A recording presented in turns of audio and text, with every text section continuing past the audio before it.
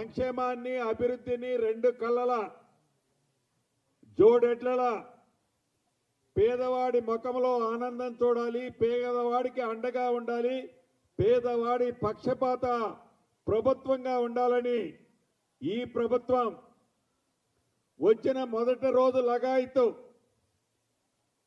అది ఉచిత RTC bus కావచ్చు, పేదవాడి ఇంటికి 200 యూనిట్లు ఉచిత కరెంటు కావచ్చు, పేదవాడికి జబ్బు చేస్తే రాజీవ్ ఆరోగ్యశ్రీ కార్యక్రమం ద్వారా 10 లక్షల రూపాయలు ఉచిత వైద్యం కావచ్చు,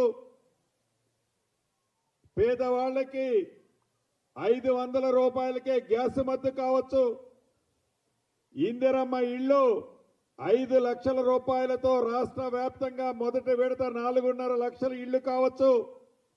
మొన్న ఉగాది నుంచి రాష్ట్ర వ్యాప్తంగా పెద్దోడు తినే సన్న బియ్యం నా పేదింటి ఆడబిడ్డ కూడా తినాలి అని సన్న బియ్యం కార్యక్రమం కావచ్చు. 10 సంవత్సరాలలో రేషన్ కార్డు కొత్తది ఇవ్వటం కానీ, ఉన్న పాత రేషన్ కార్డులో బిడ్డ పుట్టినా కోడలొచ్చినా ఆ పేర్లు కూడా ఆనాడు పాత కార్డులో చేర్చలేదు. రాష్ట్ర వ్యాప్తంగా సుమారు 17 లక్షల మంది పాత కార్డులలో కొత్తగా వచ్చిన పేర్లు చేరుస్తూ రాష్ట్ర వ్యాప్తంగా 6 లక్షల కొత్త రేషన్ కార్డులు ఇచ్చిన ప్రభుత్వం మీ దీవెనలతో ఉన్న మన పేదోడి ప్రభుత్వం. అంతేకాదు, ఇక్కడ ఉన్న వాళ్ళు చాలా మంది రైతు కుటుంబం, దానికి రిలేటెడ్ కుటుంబాలు ఉన్నాయి. రైతును రాజు చేసే దాంట్లో వరేస్తే ఉరే అని ఆనాటి ప్రభుత్వం చెప్తే వరి వేసిన రైతుకి పూర్తి భద్రత కల్పించే విధంగా మద్దతు ధరతో పాటు క్వింటాలకి 500 రూపాయల బోనస్ ఇస్తూ ధనిక తెలంగాణ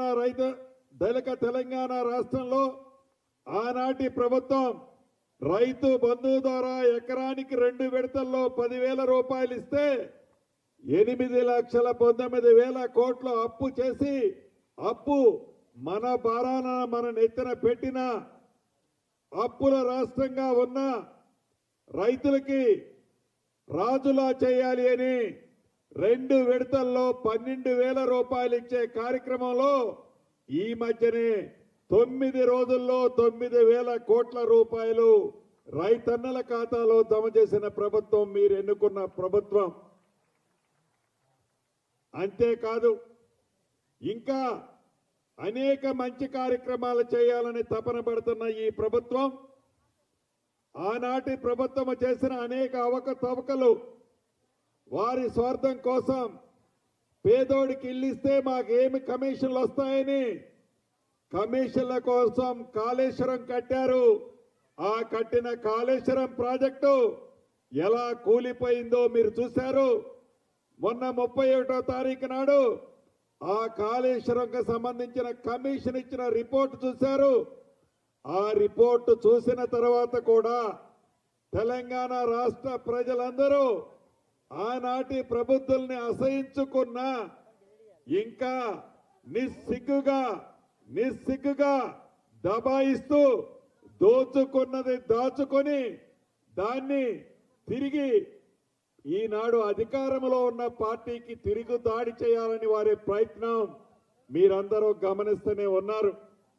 అంతేకాదు, ఇందాక సారన్న చెప్పినట్టు ఈ ప్రభుత్వానికి చిత్తశుద్ధి ఉంది. గౌరవ మన నాయకులు రాహుల్ గాంధీ గారి ఆలోచనలకు అనుగుణంగా దేశవ్యాప్తంగా ఏ ప్రభుత్వమో ఏ రాష్ట్రమో కులగణన చేయకపోతే తెలంగాణ రాష్ట్రం